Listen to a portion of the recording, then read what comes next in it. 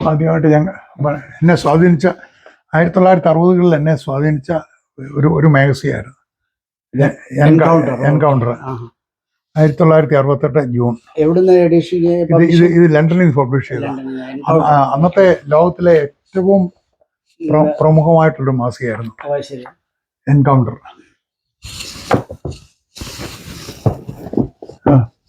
കേരള പാണ്ഡിന്യമുണ്ട്. കേരള പാണ്ഡിന്യം. അതെ. ഇതിപ്പോ ലൈബ്രറിയിലേക്ക് post modernism, selected stories of Gabriel Garcia Marquez, മെക്സിക്കനാ. സിദ്ധാർത്ഥ നോവൽ പ്രൈസ് കിട്ടിയ ഹെർമൻ ഹെസയുടെ.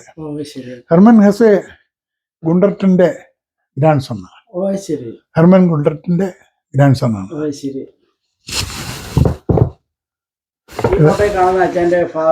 ഇല്ല, എന്റെ ബ്രദറാ മരിച്ചുപോയി. ഇല്ല പുള്ളി മലപ്പള്ളിയുടെ ബിസിനസ് ആയിരുന്നു. ആദ്യം ഭൂട്ടാനിലായിരുന്നു, തിരിച്ചു വന്നിട്ട് മലപ്പള്ളി ഒരു ബിസിനസ് ആയിരുന്നു. ആ പുള്ളിക്ക് ഒരു എന്താ ഇത് ഈ ഫർണിച്ചറൊക്കെ റെന്റ് ചെയ്യുന്ന ഇത് യൂജീൻ ഐൻസ്കോയുടെ ഒരു മോഡേൺ പ്ലേയുടെ നാടകത്താണ്. കുട്ടിക്കൃഷ്ണസാറുടെ ഭാരത പര്യടനം. അത് ലൈവ് സ്റ്റോറിയാണ്. ഭാരത പര്യടനം മഹാഭാരതത്തിന്റെ ഇതാണ്. ഇതെന്താ നോക്കട്ടെ. ഗീതാഞ്ജലി.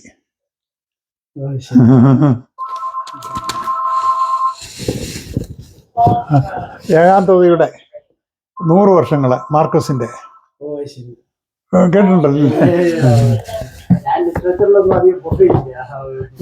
കഫ്കയുടെ.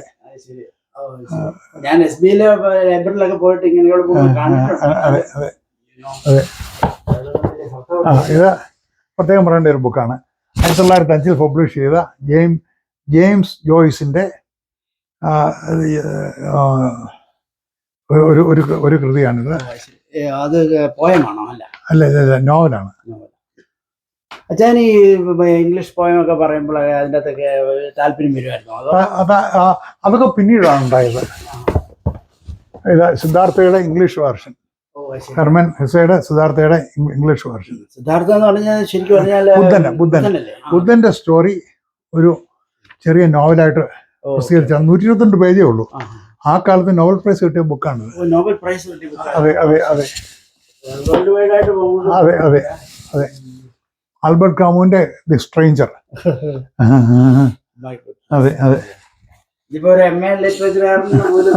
കാണുകയില്ല. ജോൺ അപ്ഡേക്കിന്റെ കഥകള് അമേരിക്കൻ എഴുത്തുകാരനാണ്.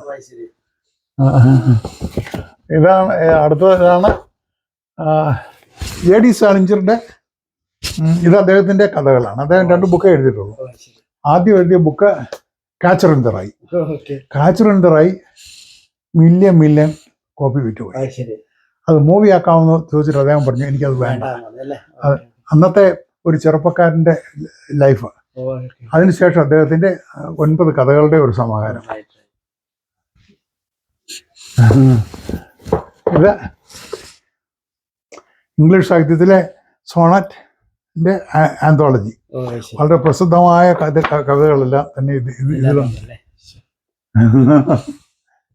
ഇവിടെ ആർക്കും കാണുകയില്ല. ഇത് ജോർജ് ഓർവെലിന്റെ പ്രസിദ്ധമായ 1984 സുപ്രസിദ്ധമായിട്ടുള്ള ബുക്കാണ്.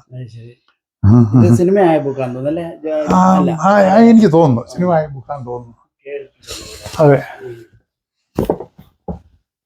ഇത് എലിസബത്തിൻ പീരീഡിലെ സോണറ്റ്സ്. ഇതിനകത്ത് ഷേക്സ്പിയറിന്റെ എന്തെങ്കിലും ഉണ്ട്. ഷേക്സ്പിയറിനും ഈവൻ മലയാള വിവർത്തനങ്ങളും വേണോ? അല്ല, ഉണ്ടെങ്കിലും ഞാൻ തരാം.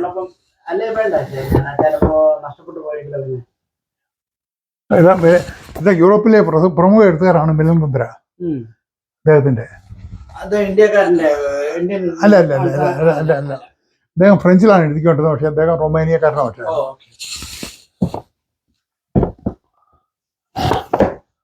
ഇതൊരു സാഹിത്യകൃതിയല്ല, പക്ഷേ ഒരു ബെസ്റ്റ് സെല്ലറാണ്.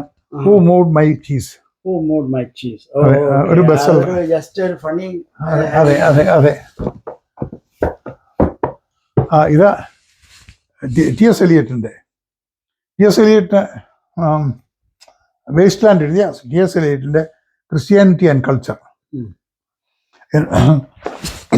ഇത് UK യു കെയിലാണ്, പക്ഷെ അദ്ദേഹം അമേരിക്കയിൽ കുടിയേറി പാർത്തു.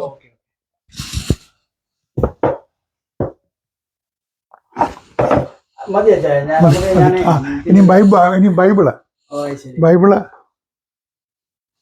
ഒക്കെ, അല്ലെങ്കിൽ റിലീജിയന് മഹാഭാരതമുണ്ട്.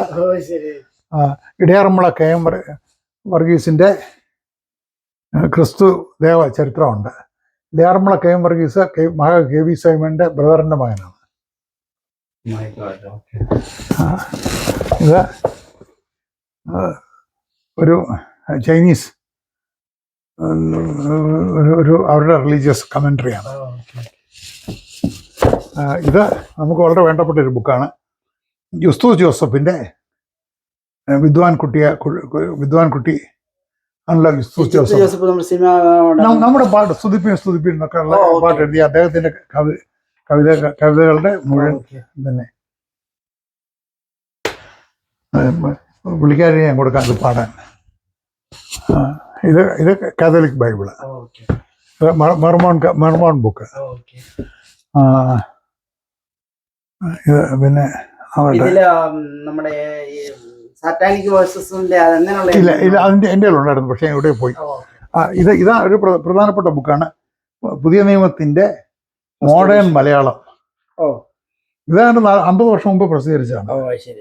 ഇത് മോഡേൺ മലയാളത്തിലേക്ക് പുതിയ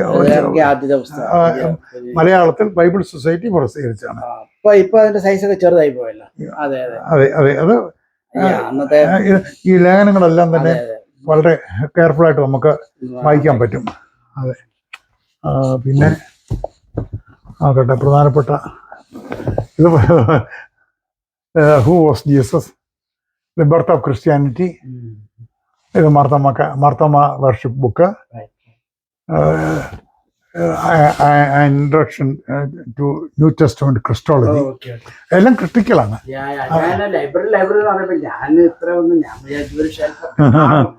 അതെ.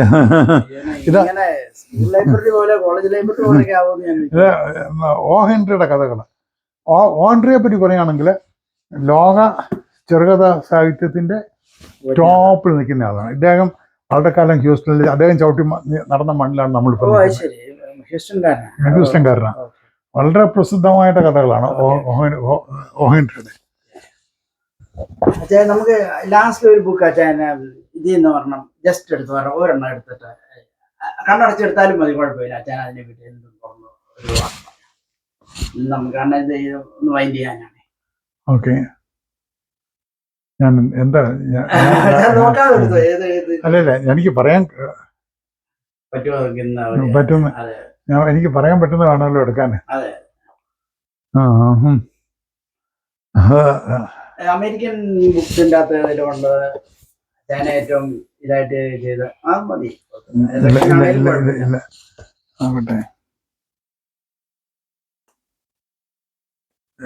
അത് ചെഗുവേരയുടെ ആണെന്ന് തോന്നുന്നല്ലേ? അല്ല അല്ല, ഒരു സ്നേഹമില്ലാവും കമാൻഡർ തെരിയൻ കോശി. അതാരാണെന്ന് തന്നെ എനിക്കറിയില്ല. ആരും എനിക്ക് തന്ന. ഇതെടുക്കാം. ബിഷപ്പ് ഷെൽബി സ്പോങ് എപ്പിസ്കോപ്പൽ ചർച്ചിലെ ഒരു ബിഷപ്പായിരുന്നു.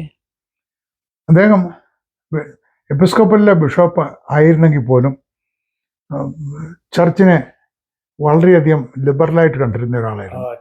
ഇന്നത്തെ നമ്മുടെ പാരമ്പര്യങ്ങൾ മുഴുവൻ മാറ്റി എഴുതണമെന്ന് അദ്ദേഹം അദ്ദേഹത്തിനെ മോഡേണൈസ് ചെയ്ത് പോകണമെന്ന് അദ്ദേഹം വാദിച്ചിരുന്നു. അദ്ദേഹത്തിന്റെ ഒരു ബുക്കാണ് a new Christianity for a new world. ഇത്രയും മതിയല്ലോ. ആയിക്കോട്ടെ. Thank you so much.